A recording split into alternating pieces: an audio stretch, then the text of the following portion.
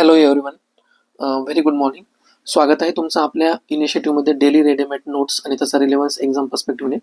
Prelim आणि मेन्सच्या पर्स्पेक्टिव्हने आपण ह्या आर्टिकलमध्ये काय बघणार आहोत की ज्या न्यूज आपण कव्हर करतोय इंडियन एक्सप्रेसमधल्या, त्यापैकी फक्त आपण काय करतोय की ज्या इम्पॉर्टंट न्यूज आहेत आणि ज्याचा डायरेक्ट रिलेव्हन्स आपल्या फक्त सिलेबसची आहे प्रिलिम आणि मेन्सच्या, फक्त अशाच न्यूज आपण काय करतोय की आपल्या ह्या इनिशिएटिव्हमध्ये कव्हर करतोय.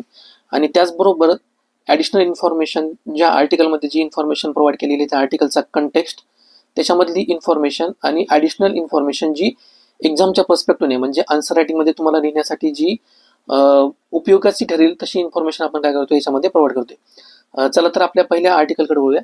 तर बेसिकली पहिला आर्टिकल कशाच्या रिलेटेड आहे, ही फ्रंट पेजवरची न्यूज आहे, प्रेसिडेंट रूल इन मणिपूर. तर याचा कंटेक्स्ट काय आहे की रिसेंटली जे मणिपूरचे चीफ मिनिस्टर होते एन बिरेन, त्यांनी काय केलेलं आहे, रेजिग्नेशन दिलेलं आहे. आणि त्या रेजिग्नेशनमुळे काय झालेलं आहे की तिथे प्रेसिडेंट रूल अप्लाय करण्याची सिच्युएशन क्रिएट झालेली आहे. तर प्रिलिमच्या पर्स्पेक्टिव्हने आपल्यासाठी काय महत्त्वाचं आहे की प्रेसिडेंट रूलच्या रिलेटेड जे काही इम्पॉर्टंट आर्टिकल आहे दॅट इज 356, तर त्याच्याबद्दल डिटेल स्टडी करणं आणि तो कसा इम्पोज केला जातो. ठीक आहे. त्याचबरोबर प्रिलिमच्या पर्स्पेक्टिव्हने काही सुप्रीम कोर्टचे जजमेंट सुद्धा आपल्या आर्टिकलमध्ये मेन्शन करण्यात आलेले आहेत, जसे की एस आर बोम्मई केस, त्याच्यानंतर रामेश्वर प्रसाद केस आणि union of India versus Harishchandra Singh Rawat case. ठीक आहे. तर ह्या ज्या सिग्निफिकंट ज्या केसेस आहेत, सुप्रीम कोर्टचे जजमेंट वगैरे आहेत ना, याच्यावरनं काय कळतं की मेन्स आन्सर रायटिंगमध्ये जर आपल्याला क्वेश्चन जर आले, म्हणजे फॉर एक्झाम्पल काय की critically examine the role of governor in recommending president rule, किंवा कॉन्स्टिट्युशनल आणि पॉलिटिकल इम्प्लिकेशन्स काय आहेत प्रेसिडेंट रूल अप्लाय करण्याचे स्टेटवर, तर तशा प्रकारच्या क्वेश्चन्समध्ये आपण काय करू शकतो की आन्सर रायटिंगमध्ये अशा प्रकारचे जे सुप्रीम कोर्टचे जजमेंट वगैरे आहेत तर ॲज अ सबस्टॅन्शिएशन म्हणून आपण ते प्रोव्हाइड करू शकतो. ठीक आहे. म्हणजे प्रिव्हियस इयर युपीएससीचे जर क्वेश्चन्स आपण बघितले तर त्याच्यामधले जे इम्पॉर्टंट डायमेन्शन्स आहेत, म्हणजे फॉर एक्झाम्पल काय की इम्प्लिकेशन्स काय आहे स्टेटवर प्रेसिडेंट रूल इम्पोज करण्याचे, फॉर एक्झाम्पल त्याचा इम्पॅक्ट ऑन गव्हर्नन्स म्हणा, इलेक्शनवर त्याचा इम्पॅक्ट काय होतो, रोल ऑफ पार्लमेंट त्याच्यामध्ये काय असतं, किंवा लॉ अँड ऑर्डरवर स्टेटच्या त्याचा काय इम्पॅक्ट होतो. ठीक आहे. आणि सिमिलरली त्याच्या रिलेटेड जे काही क्रिटिसिझम वगैरे जे आहे ते सुद्धा काय केले आपण या ठिकाणी प्रोव्हाइड वगैरे केलेले आहेत. त्यानंतर नेक्स्ट आपला आर्टिकल आहे की अमृत भारत प्लॅन. तर बेसिकली हे जे आर्टिकल आहे हे प्रिलिमच्या पर्स्पेक्टिव्हनं अतिशय महत्त्वाचं आहे. याच्यामध्ये काय माहिती आहे का, instead of directly focusing on म्हणजे स्कीमच्या रिलेटेड डिटेल इन्फॉर्मेशन लक्षात ठेवण्याच्या ऐवजी फक्त याच्यामध्ये इम्पॉर्टंट काय आहे की बेसिकली ही जी स्कीम आहे ती कशाच्या रिलेटेड आहे. तर ही स्कीम कशाच्या रिलेटेड आहे की याच्यामध्ये काय केलं जातं, रेल्वे स्टेशनचं आयडेंटिफिकेशन केलं जातं into city centre for the business and leisures. ठीक आहे. म्हणजे बेसिकली काय केलं जातं की जेवढे भारतामध्ये रेल्वे स्टेशन्स वगैरे आहेत तर त्यांच्या आयडेंटिफिकेशन केलं जातं आणि त्यांना काय केलं जातं सिटी सेंटर्स फॉर बिझनेस आणि लेजर्स म्हणून त्याला डेव्हलपमेंट केलं जाते. ठीक आहे. तर याच्यामध्ये तुम्ही त्याचं ऑब्जेक्टिव्ह वगैरे वाचू शकता. त्याच्यामध्ये काय की modernisation and development of the railway stations हे आपल्याला त्याच्यामध्ये करायचं आहे. तेवढे डिटेल एवढे महत्त्वाचे का नाही आहेत, कारण ही स्कीम जी आहे ना ही 2022ला लॉन्च झाली होती. ठीक आहे. त्याच्यामुळे फक्त काय की न्यूजमध्ये आलेली आहे आणि त्याचं ऑब्जेक्टिव्ह जरी लक्षात ठेवलं तरी ते प्रिलिमच्या पर्स्पेक्टिव्हनं इम्पॉर्टंट आहे. त्यानंतर नेक्स्ट आपला आर्टिकल आहे रिमूव्हल ऑफ जजेस, हायकोर्ट जजेस. ठीक आहे. तर बेसिकली याचा कंटेक्स्ट काय आहे की रिसेंटली जे अलाहाबाद हायकोर्टचे जजेस होते जस्टिस शेखर यादव यांनी काय केलेलं आहे, पब्लिकमध्ये काय केलेलं आहे की कमेंट काही ज्या हार्श कमेंट वगैरे जे म्हणतात ना, तर त्या त्यांनी काय केलेल्या आहेत पब्लिक गॅदरिंगमध्ये प्रोव्हाइड केलेले आहेत. म्हणजे फॉर एक्झाम्पल हेट स्पीच म्हणा, किंवा त्यांनी मायनॉरिटीच्या अगेन्स्ट पर्टिक्युलरली मुस्लिम मायनॉरिटी जे त्यांच्या अगेन्स्ट काय केलेलं आहे की जे बायस आणि प्रिज्युडाइज वर्ड्स वगैरे तर त्यांनी काय केले त्याचं ते यूज केले. त्याच्यामुळं राज्यसभेमध्ये यांच्या विरुद्ध काय झालेलं आहे, मोशन ऑफ इम्पिचमेंट त्यांच्या रिमूव्हसाठी काय केलं करण्यात आलेले, ते मूव्ह करण्यात आलेले. प्रिलिमच्या पर्स्पेक्टिव्ह जर बघितलं तर आपल्यासाठी काय महत्त्वाचं आहे की याच्या रिलेटेड जे काही कॉन्स्टिट्युशनल आर्टिकल्स प्रोव्हिजन्स प्रोव्हाइड केलेत, म्हणजे फॉर एक्झाम्पल सुप्रीम कोर्टच्या जजेसचं जर रिमूव्ह करायचं असेल तर आर्टिकल 124 त्या ठिकाणी मेन्शन्स आहे.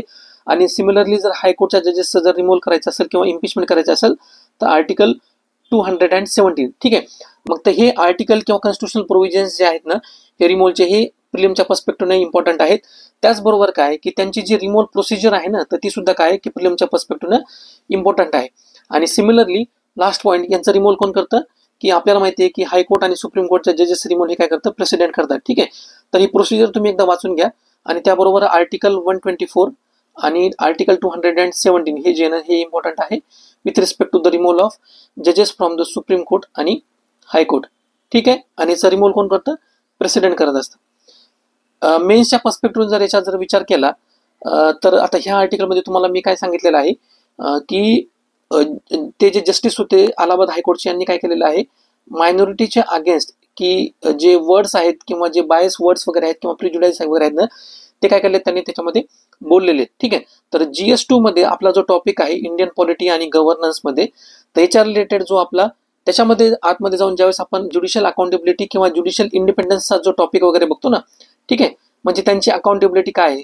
सिमिलरली इथिक्सच्या पर्स्पेक्टिव्ह जर आपण याचा जर विचार केला, इथिकल रिस्पॉन्सिबिलिटी ज्या आहेत ना जजेसच्या वगैरे किंवा त्यांचं कंडक्ट ऑफ जजेस आपण म्हणतो की इन पब्लिक स्टेटमेंट वगैरे म्हणा, तर हे ज्युडिशियल इथिक्सच्या बरोबर हे इंटॅक्ट वगैरे असतं का, तर हे सुद्धा आपण काय करू शकतो याच्यामधनं, या आर्टिकलमधनं स्टडी करू शकतो. सिमिलरली इथं रिमोला प्रोसिजर प्रोव्हाइड करण्यात आलेली आहे. तर त्याचबरोबर काय होतं की आपल्या इंडियन पॉलिटी किंवा गव्हर्नन्स मधला जो सेपरेशन ऑफ पॉवरचा जो इश्यू आहे, ठीक आहे, सेपरेशन ऑफ पॉवर म्हणजे की पार्लमेंटची पॉवर जजेसला रिमूव्ह करण्याची आणि त्यांचे जे काही हे आहेत म्हणजे काय म्हणतात त्याला बॅलन्स जे ज्युडिशियरीचं, सिक्युरिटी ऑफ टेन्युअर, ठीक आहे, तर हे काय इंडिकेट करतं, सेपरेशन ऑफ पॉवर सुद्धा हा इश्यू इंडिकेट करतं. ठीक आहे. म्हणजे जर मेन्समध्ये अशा प्रकारचे जर प्रश्न आले की how does the impeachment process ensure the judicial accountability, जसं मी तुम्हाला आताच सांगितलं की ज्युडिशियल अकाउंटेबिलिटी आणि ज्युडिशियल इंडिपेंडन्सचा हा इश्यू आहे, तर त्या ठिकाणी तुम्ही काय करू शकता, हे या आर्टिकलमध्ये दिलेले जे आर्ग्युमेंट्स आहेत तुम्ही काय करू शकता ते मेन्शन करू शकता. सिमिलरली जर इथिक्सच्या पर्स्पेक्टिव्ह जर प्रश्न आला की whether judicial independence must be balance with judicial accountability, तर जी काही रिसेंट कॉन्ट्रोवर्सी वगैरे आहे तर तुम्ही त्याचं एक्झाम्पल वगैरे देऊन काय करू शकता माहिती आहे का, हा जो इश्यू आहे ज्युडिशियल इंडिपेंडन्सचा आणि ज्युडिशियल अकाउंटेबिलिटीचा, तर हा सुद्धा इथिक्सच्या पर्स्पेक्टिव्हने काय करू शकता, डिस्कस करू शकता किंवा आन्सर रायटिंगमध्ये या ठिकाणी दिलेले जे पॉईंट्स वगैरे आहेत तर तुम्ही त्या ठिकाणी ते मेन्शन वगैरे करू शकता. नेक्स्ट आपला आर्टिकल आहे इंडिया फ्रान्सच्या रिलेटेड. ठीक आहे. रिसेंटली आपण बघितलं होतं, याचा कंटेक्स्ट काय की इंडियन प्राईम मिनिस्टर जे ते फ्रान्सच्या व्हिजिटला गेले होते आणि ह्या दोघांमध्ये काय झालेलं आहे, इम्पॉर्टंट काही ॲग्रीमेंट वगैरे झालेले आहेत की ज्यांच्या त्या स्टेटमेंटमधनं आपल्याला क्लिअर लक्षात येतं. प्रिलिमच्या पर्स्पेक्टिव्हनं जर बघायला गेलं तर याच्यामध्ये काही इम्पॉर्टंट पॉईंट्स वगैरे आहेत. म्हणजे फॉर एक्झाम्पल काय की हॉरिझॉन 2047 हा रोडमॅप कशाच्या रिलेटेड वगैरे आहे. म्हणजे डायरेक्टली तुम्हाला प्रिलिमच्या पर्स्पेक्टिव्हनं क्वेश्चन्स असे एक्सपेक्टेड असतात की हा रिसेंटली हा जो वर्ड्स आहे हॉरिझॉन 2047 तर हे कशाच्या रिलेटेड आहे, म्हणजे एन्व्हायरमेंटच्या रिलेटेड आहे किंवा इंडिया US यांचं कोऑपरेशन त्याच्या रिलेटेड वगैरे आहे किंवा क्लायमेट चेंजच्या रिलेटेड वगैरे आहे किंवा इंडिया फ्रान्स यांच्यामधलं जे काही रोडमॅप वगैरे आहे की ज्याच्यामध्ये काय करणार आहोत आपण, लॉंग टर्म कोऑपरेशन जे डिफेन्स म्हणा, एनर्जी म्हणा किंवा टेक्नॉलॉजी याच्यामध्ये करणार आहोत. तर हे कशाच्या रिलेटेड आहे, इंडिया फ्रान्स यांच्यामधलं लॉंग टर्म कोऑपरेशन जे कोणत्या एरियाजमध्ये असणार आहे, डिफेन्स, एनर्जी आणि टेक्नॉलॉजी, त्यालाच काय म्हणतात हॉरिझॉन 2047. ठीक आहे. सिमिलरली आपण काय केलेलं आहे, फ्रान्सच्या असिस्टन्सनं काय करतो की सबमरीन जे डेव्हलप करतो, तर त्याच्या रिलेटेड जो काही प्रोजेक्ट आहे प्रोजेक्ट 75, तर हा सुद्धा प्रिलिमच्या पर्स्पेक्टिव्हने इम्पॉर्टंट आहे. ठीक आहे. काही दिवसापूर्वी ना एक आर्टिकल आलं होतं ज्याच्यामध्ये काय केलं होतं, इंडियाने काय केलं होतं की वेगवेगळे जे वॉरशिप वगैरे असतील किंवा सबमरीन्स वगैरे असतील तर ते काय केले होते, नेव्हीमध्ये इंडक्ट वगैरे केले होते. ठीक आहे. तर त्याच्या रिलेटेड काय होतं की हा सबमरीनचा जो प्रोजेक्ट आहे तर तो कोणता आहे, प्रोजेक्ट 75. त्याच्यानंतर वॉरशिपच्या रिलेटेड जो प्रोजेक्ट आहे तो कशाच्या रिलेटेड आहे, तर असे प्रोजेक्ट सुद्धा काय करू शकतात माहिती आहे का, प्रिलिमच्या पर्स्पेक्टिव्हनं एक्झाममध्ये मॅच ऑफ द फॉलोइंग मध्ये विचारण्यात जाण्याची जास्त शक्यता आहे. त्यानंतर मेन्सच्या पर्स्पेक्टिव्हनं जर ह्या आर्टिकलचा विचार केला तर याच्यामध्ये स्ट्रिक्टली GS2 मध्ये आपला जो इंटरनॅशनल रिलेशनचा पार्ट येतो, तर त्याच्यामध्ये आपण इंडिया आणि फ्रान्स यांच्या रिलेटेड जे काही बायोलॅटरल रिलेशनशिप आहेत म्हणजे रिसेंटली झालेले जे काही ॲग्रीमेंट्स वगैरे आहेत, म्हणजे फॉर एक्झाम्पल ह्या आर्टिकलमध्ये काय मेन्शन्स केलेलं आहे, त्यांच्यामध्ये झालेले डिटेल ॲग्रीमेंट्स म्हणजे फॉर एक्झाम्पल डिफेन्स कॉपरेशनच्या रिलेटेड असेल किंवा न्यूक्लिअर एनर्जीच्या रिलेटेड असेल किंवा ट्रेड कनेक्टिव्हिटी आणि ग्लोबल अलायन्सच्या रिलेटेड वगैरे असेल किंवा स्ट्रॅटेजिक सिग्निफिकन्स इंडिया आणि फ्रान्स रिलेशनचं काय आहे. ठीक आहे. तर ह्या ठिकाणी काय केलेलं आहे, या आर्टिकलमध्ये डिटेलमध्ये पॉईंट्स तुम्हाला प्रोव्हाइड करण्यात आलेले आहेत. म्हणजे याचं क्रिटिसिझम वगैरे काय आहे, त्याचे इम्प्लिकेशन्स वगैरे काय होऊ शकतात. ठीक आहे. तर मेन्सच्या पर्स्पेक्टिव्हने अतिशय महत्त्वाचे पॉईंट आहेत आणि हे काय की एक कॉम्प्रिहेन्सिव्ह आणि कम्प्लीट आर्टिकल आहे जेणेकरून तुम्हाला सगळे जी इन्फॉर्मेशन या आर्टिकलमध्ये आहे तर त्या ठिकाणी अवेलेबल होईल. ठीक आहे. सिमिलरली जर याच्यावर इंडिया आणि फ्रान्सच्या रिलेटेड जर इश्यू वगैरे आला, मेन्समध्ये जर क्वेश्चन्स वगैरे आला तर तुम्हाला डायरेक्टली रेडीमेड त्या ठिकाणी कन्क्लुजन सुद्धा अवेलेबल आहे. तुम्ही काय करू शकता माहिती आहे का, एरिया ऑफ कोऑपरेशन कोणकोणते आहेत समजा इंडिया आणि फ्रान्समध्ये, या ठिकाणी हे कन्क्लुजन प्रोव्हाइड करण्यात आलेलं आहे. ठीक आहे. तर मी तुमच्यासाठी जस्ट कन्क्लुजन वाचतो. India France relation are evolving in a multi dimensional strategic partnership covering defence, nuclear energy, connectivity and global governance. ठीक आहे. तर पहिल्या पॉईंटमध्ये काय सांगितलेलं आहे की इंडिया आणि फ्रान्सची रिलेशनशिप ही कशी मल्टी डायमेन्शनल आहे आणि वेगवेगळ्या एरियाज ऑफ कॉपरेशनमध्ये ती कशी काम करते. त्यानंतर as the world become a more unpredictable, France remains one of the India's most reliable partner. ठीक आहे. रिसेंटली जे वर्ल्डमध्ये जे स्ट्रॅटेजिक इम्बॅलन्सिंग चालू आहे, म्हणजे फॉर एक्झाम्पल USA आणि चायनाचे जे काही रिलेशन्स वगैरे आहेत किंवा युक्रेन वॉरमुळं रशिया आणि जे बाकीचे वेस्टर्न कंट्रीज वगैरे त्यांचे जे रिलेशन वगैरे आहे, तर अशा सिच्युएशनमध्ये इंडिया आणि फ्रान्सची रिलेशनशिप जी आहे ना ही काय सिग्निफिकंट आहे असं त्यांनी सांगितलेलं आहे. Strengthening this alliance will be crucial for India's national security, energy independence and Jio political influence. ठीक आहे. तर हा जो एनर्जी इंडिपेंडन्स आहे ना, तर याच्यामध्ये काय झालेलं आहे की न्यूक्लिअर डील आपण साईन केलेली आहे. जिओ पॉलिटिकल सिग्निफिकन्स कसा की इंडो पॅसिफिकमध्ये, म्हणजे मी तुम्हाला काल सांगितलं होतं की ट्रायलॅटरल इंडिया, फ्रान्स आणि इंडो पॅसिफिक यांनी काय केलेलं आहे, सस्टेनेबल डेव्हलपमेंट गोलच्या रिलेटेड ट्रायलॅटरल एक ॲग्रीमेंट साईन केलेली आहे. ठीक आहे.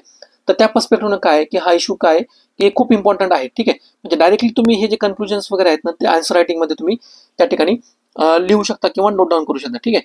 त्यानंतर सिमिलरली हा जो पॉईंट आहे इंडिया आणि फ्रान्स, तर याच्यामध्ये जर मेन्सच्या पर्स्पेक्टिव्ह जर क्वेश्चन्स वगैरे बघितले तर एक्सपेक्टेड जे क्वेश्चन्स आपण म्हणतो तर ते कसे असू शकतात की discuss the evolving evolution and significance of India France strategic bilateral relationship, अशा प्रकारचे प्रश्न वगैरे येऊ शकतो. किंवा की इंडियाचं जे काही ग्रोईंग डिफेन्स टाईज आहेत फ्रान्स बरोबर, तर हे कसं हेल्प करतं की आपला जो डिपेंडन्स आहे किंवा आपली जी स्ट्रॅटेजिक ऑटोनॉमी आहे, म्हणजे फॉर एक्झाम्पल रशिया बरोबर म्हणा किंवा US बरोबर म्हणा, तर आपण ती मेंटेन वगैरे करतो. म्हणजे त्याच्यामध्ये फ्रान्स कसा रोल प्ले करतो हे सुद्धा क्वेश्चन्स एक एक्सपेक्टेड क्वेश्चन्स वगैरे आहेत, तर ते सुद्धा याच्यामध्ये येऊ शकतात. सिमिलरली जसं मी तुम्हाला सांगितलं की जिओ पॉलिटिकलच्या इन्फ्लुएन्स म्हणजे किंवा सिग्निफिकन्सच्या पर्स्पेक्टिव्हनं की इंडिया आणि फ्रान्स इंडो पॅसिफिक रिजनमध्ये हे सिक्युरिटी आणि ट्रेड मेंटेन करण्यासाठी त्याचा कसा सिग्निफिकन्स असू शकतो, तर हे सुद्धा आपल्याला काय करतं की ह्या आर्टिकलवरनं लक्षात येतं. ठीक आहे. लक्षात आलं तुम्हाला. त्यानंतर आपलं नेक्स्ट आर्टिकल आहे इंडिया आणि US रिलेटेड यांनी काय दिलेलं आहे की ट्रेड रिलेटेड डेटा या ठिकाणी प्रोव्हाइड केलेला आहे. ठीक आहे. UPSCचे जर प्रिव्हियस इयरचे आपण जर PYQ बघितले तर आपल्याला ह्या आर्टिकलमध्ये इम्पॉर्टंट काय लक्षात येतं की फॉर एक्झाम्पल काय की कधी कधी इकॉनॉमीच्या पर्स्पेक्टिव्हनं ही फॅक्ट्स विचारल्या जाऊ शकते की फॉर एक्झाम्पल इथं काय दिलेलं आहे, India's goods trade surplus with the US has double in 5 years. ठीक आहे. तर अशा प्रकारचे जे काही स्टेटमेंट वगैरे तर हे डायरेक्टली विचारू शकतात. मग UPSC काय करते ह्या स्टेटमेंटमध्ये की फंबल क्रिएट करू शकते की जसं की इंडियाचा जो काही एक्सपोर्ट आहे US बरोबर, तर हा काय झालेला आहे, ट्रिपल झालेला आहे किंवा डबल झालेला आहे किंवा क्वाड्रपल म्हणजे 4 पटीनं वाढलेला वगैरे आहे मागच्या 5 वर्षामध्ये म्हणा किंवा मागच्या 10 वर्षामध्ये म्हणा, किंवा त्याच्या रिलेटेड अपोजिट स्टेटमेंट या ठिकाणी प्रोव्हाइड करू शकते की USचं जे काही एक्सपोर्ट आहे इंडियामध्ये हा डबल झालेला आहे. ठीक आहे. तर हे स्टेटमेंट काय आहे की हे स्टेटमेंट चुकीचं आहे, पण स्टेटमेंट बरोबर काय आहे की इंडियाचा जो काही एक्सपोर्ट आहे तर हा काय झालेला आहे, डबल झालेला आहे. म्हणजे इंडिया जास्त एक्सपोर्ट करतो USला. सिमिलरली जर ॲटम ऑफ इम्पोर्ट आणि ॲटम ऑफ एक्सपोर्ट जर बघितले तर आपल्याला फक्त या ठिकाणी काय लक्षात आहे, लक्षात ठेवायचे प्रिलिमच्या पर्स्पेक्टिव्हनं टॉप 5 इम्पोर्ट जे आहेत ना, तर त्याच्यामध्ये सुरुवातीचे इम्पोर्टमधले 1-2 तरी लक्षात ठेवले. म्हणजे फॉर एक्झाम्पल इम्पोर्टचा जर विचार केला तर मिनरल ऑइल आणि फ्युएल जे आहे ना तर आपण काय करतो सगळ्यात जास्त इम्पोर्ट करतो USA कडनं. आणि एक्सपोर्टचा जर विचार केला तर इंजिनिअरिंग गुड्स जे आहेत ना आपण काय करतो USला सगळ्यात जास्त एक्सपोर्ट करतो. ठीक आहे. तर प्रिलिमच्या पर्स्पेक्टिव्हनं काय आहे की ही जी फॅक्ट्स आहे ना तर ती महत्वाची आहे. त्यानंतर जसं मी तुम्हाला म्हणलं की प्रिलिमच्या पर्स्पेक्टिव्हनं इम्पॉर्टंट काय आहे की इंडियाचा ट्रेड सरप्लस आहे US बरोबर, आणि कम्पेअर टू द चायना जर बघितलं तर इंडियाचं काय आहे की ट्रेड डेफिसिट आपण चायना बरोबर आहोत. ठीक आहे. तर अशा प्रकारचे जे काही पॉईंट्स वगैरे आहेत ना तर हे प्रिलिमच्या पर्स्पेक्टिव्ह महत्वाचे आहेत. Similarly US is India's largest export market. ठीक आहे. म्हणजे इंडियाचा जर विचार केला एक्सपोर्टच्या पर्स्पेक्टिव्हनं with compare to the other market, तर US काय आहे की इंडियाचं हे सगळ्यात लार्जेस्ट मार्केट आहे. आणि टॉप इंजिनिअरिंग एक्सपोर्टमध्ये जसं मी तुम्हाला सांगितलं की इंजिनिअरिंग गुड्स आपण हे करतो, इम्पोर्टमध्ये काय की मिनरल ऑइल किंवा फ्युल्स. ठीक आहे. आणि हे काय आहेत माहिती आहे का प्रिलिमच्या पर्स्पेक्टिव्ह इम्पॉर्टंट पॉईंट आहेत. तर डेफिनेटली तुम्ही हे लक्षात ठेवायला पाहिजे, जेणेकरून काय होईल की तुमचं जे ॲडव्हान्टेज आहे प्रिलिम आणि मेन्सच्या पर्स्पेक्टिव्हनं तुम्हाला हे काम येईल. ठीक आहे. तर ह्या ठिकाणी आपलं आर्टिकलचा रिलेव्हन्स संपलेला आहे. जर तुम्हाला हे आपलं आर्टिकल आवडलं असेल प्रिलिम आणि मेन्सच्या पर्स्पेक्टिव्हनं आपण जो रिलेव्हन्स प्रोव्हाइड करतोय ज्याच्यामध्ये वेगवेगळे अँगल्स किंवा डायमेन्शन्स कशा प्रकारे क्वेश्चन्स वगैरे विचारले जाऊ शकतात, कोणती इन्फॉर्मेशन प्रिलिमच्या पर्स्पेक्टिव्हनं इम्पॉर्टंट आहे, कोणती इन्फॉर्मेशन मेन्सच्या पर्स्पेक्टिव्हनं इम्पॉर्टंट आहे, तर ही सुद्धा काय माहिती आहे का तुम्हाला येणारा जो UPSCचा डायरेक्ट नवीन पॅटर्न आहे न्यू डिस्क्रिप्टिव्ह पॅटर्न, याच्यामध्ये सुद्धा डायरेक्टली ही म्हणजे युजफुल ठरू शकते. ठीक आहे. जर तुम्हाला आपलं हे आर्टिकल आवडलं असेल तर तुमच्या मित्राबरोबर नक्की शेअर करा, लाईक करा, आपल्या चॅनलला सबस्क्राईब करायला विसरू नका. आपलं टेलिग्राम चॅनल पण आहे, ज्याची ही PDF जी आहे म्हणजे आपले जे डेली रेडीमेड नोट्सची PDF आहे त्या ठिकाणी तुम्हाला अवेलेबल होईल. तर नक्की आपलं टेलिग्राम चॅनल सुद्धा जॉईन करा. Thank you so much.